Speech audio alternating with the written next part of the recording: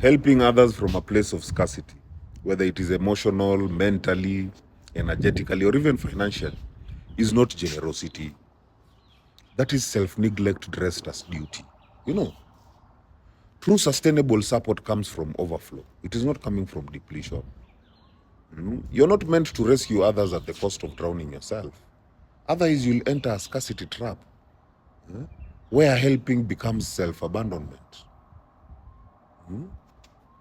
Many people were conditioned to believe that helping others, no matter what, is noble. But when you constantly give from a place of emptiness, what you're actually doing is burning yourself out in the name of loyalty. You're creating invisible resentments towards the very people that you're helping. You're reinforcing a cycle of codependency, where your worth is tied to how much you sacrifice.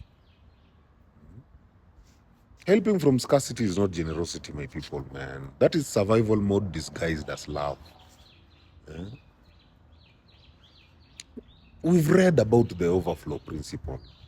I think by now some of us know it, or for those who don't know it, imagine your energy, your time, your money, or even emotional capacity as water in a cup.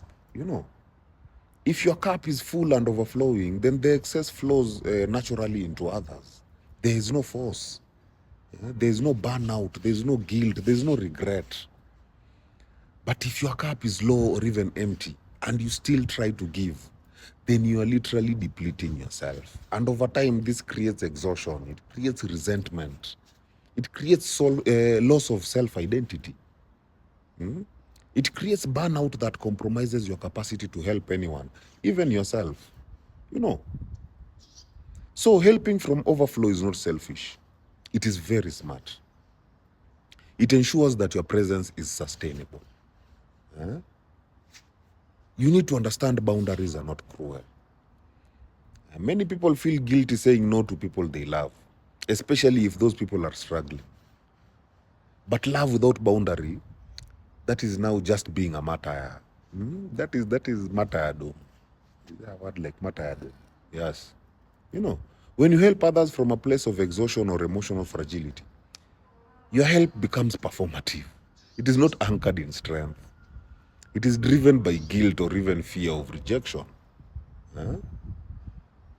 Healthy boundaries sound like, I can't support you right now, but I still care deeply. You know, let me take care of myself first so that I can show up fully for you later. Right now, I need to refill my own energy. These are not rejections. They are acts of self-respect. You know, you are not their source.